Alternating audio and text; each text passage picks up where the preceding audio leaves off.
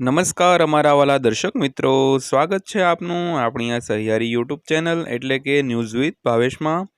તો મિત્રો, આજના વિડીયોમાં ખૂબ સરસ મજાની ચર્ચા કરવાના છીએ। તો આજે તારીખ થઈ છે 22/2/2025। તો 60થી 80 વર્ષના વરિષ્ઠ પેન્શનરોને સિનિયર પેન્શનરોના હિત માટે સરકારે કરી છે મોટી જાહેરાત। તો મિત્રો, કયા પેન્શનરોને મળશે આ લાભ, તો જાણો આ વિડીયોમાં। એકદમ સરળ ભાષામાં આપણે વિડીયો બનાવ્યો છે।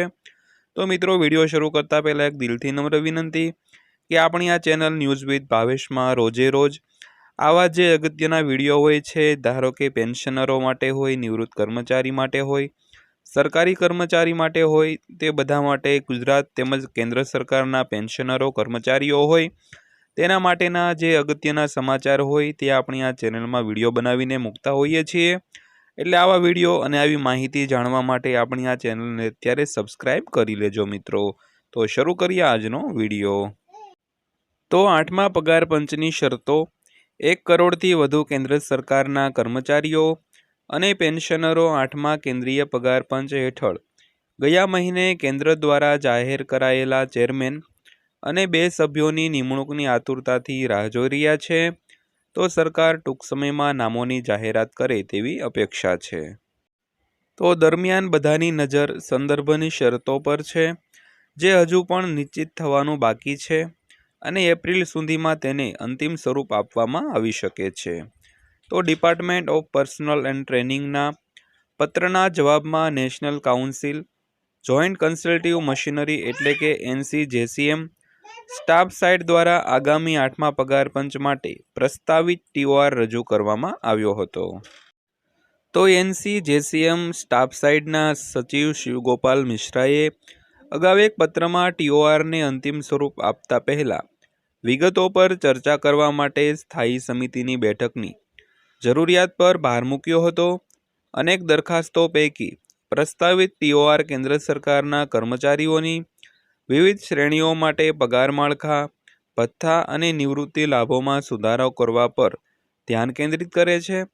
તે 15 વર્ષ પછી બદલે 12 વર્ષ પછી પેન્શનમાં રૂપાંતરિત ભાગને પુનઃસ્થાપિત કરવા અને દર 5 વર્ષ પછી પેન્શન વધારવા માટે સંસદીય સ્થાયી સમિતિની ભલામણોને અમલમાં મૂકવા જેવી માંગણીઓ વિશેષ પણ વાત કરી હતી। તો NCJCM સ્ટાફ સાઇડે 12 ફેબ્રુઆરી 2025ના રોજ DOPT સચિવ સાથે TOR પર ચર્ચા કરવા માટે મુલાકાત પણ કરી હતી। તો પ્રસ્તાવિત TORમાં સમાવિષ્ટ મુખ્ય મુદ્દાઓ છે તેની વાત કરીએ તો સૌથી પહેલાં પગાર અને ભથ્થાઓનું પુનર્ગઠન।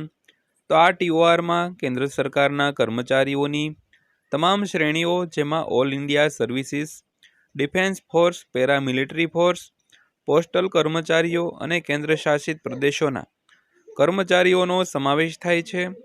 માટે પગાર માળખાની સમીક્ષાનો પ્રસ્તાવ છે। તે કારકિર્દીની પ્રગતિ સુધારવા માટે બિનવ્યવહારુ પગાર ધોરણોને મર્જ કરવાની પણ માંગ કરે છે। તો સ્ટાફ સાઇડનો TOR MACP એટલે કે મોડિફાઈડ એશ્યોર્ડ કરિયર પ્રોસેશન યોજનામાં વિસંગતતાઓને સંબોધવા પર ધ્યાન કેન્દ્રિત કરે છે અને સેવામાં ઓછામાં ઓછા 5 પ્રમોશનની ભલામણ કરે છે। ત્યારબાદ વાત કરીએ તો લઘુત્તમ વેતન અને રાષ્ટ્રીય પગાર નીતિ। તો TOR ઈચ્છે છે કે પેનલ આઇક્રોઇડ ફોર્મ્યુલા અને 15મી ભારતીય શ્રમ પરિષદની ભલામણોના આધારે યોગ્ય અને પ્રતિષ્ઠિત લઘુત્તમ વેતન નક્કી કરે। તે પગાર માળખું ઘડતી વખતે જીવન નિર્વાહના ખર્ચ અને કૌટુંબિક વપરાશના દાખલાઓમાં ફેરફારની ભલામણ કરે છે। ત્યારબાદ વાત કરીએ તો મોંઘવારી ભથ્થું અને વચગાળાની રાહત।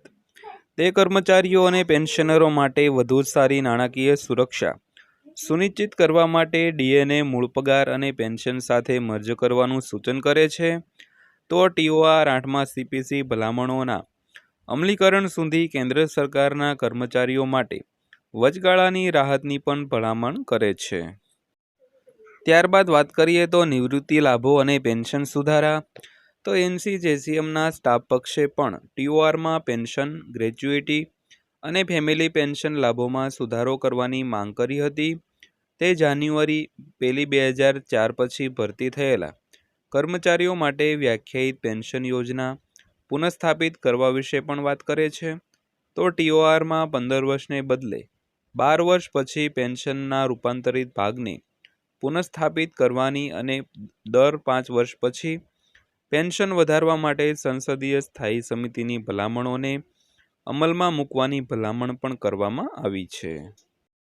ત્યારબાદ 5મા મુદ્દાની વાત કરીએ તો તબીબી અને કલ્યાણ લાભો। તો TORમાં બીજો મુખ્ય મુદ્દો CGHS સુવિધાઓમાં સુધારો કરવાની માંગ છે, જેમાં પોસ્ટલ પેન્શનરો સહિત કર્મચારીઓ અને પેન્શનરો માટે રોકડ રહિત અને મુશ્કેલી મુક્ત તબીબી સેવાઓ સુનિશ્ચિત કરવામાં આવે છે। તો TORમાં બાળકોના શિક્ષણ ભથ્થા અને પોસ્ટ ગ્રેજ્યુએશન સ્તર સુધી છાત્રાલય સબસિડીમાં વધારો કરવાની પણ ભલામણ કરવામાં આવી છે। તો 8મા પગાર પંચનું માળખું શું હશે તેની થોડી વાત કરીએ તો જાહેરાત મુજબ ચેરમેન સહિત 3 સભ્યો હશે, જે કદાચ નાણાકીય નિષ્ણાંત હશે। બાકીના 2 સભ્યો વહીવટી અને આર્થિક નિષ્ણાંતો હોઈ શકે છે। તો 6ઠ્ઠા અને 7મા પગાર પંચમાં 4 સભ્યો ધરાવતી મોટી પેનલ હતી, જેમાં એક સરકારી પ્રતિનિધિનો પણ સમાવેશ થયો હતો। જોકે પેનલના સભ્યોની નિમણૂક હજુ સુધી અંતિમ સ્વરૂપમાં આવ્યું નથી। તો રાજ્ય સરકારો અને સંરક્ષણ મંત્રાલય, ગૃહ મંત્રાલય અને કર્મચારી અને તાલીમ વિભાગ સહિત મુખ્ય મંત્રાલયો સાથે પરામર્શ શરૂ થઈ ગયો છે મિત્રો। તો મિત્રો, વિડીયો અંત સુધી જોવા બદલ આપનો દિલથી આભાર।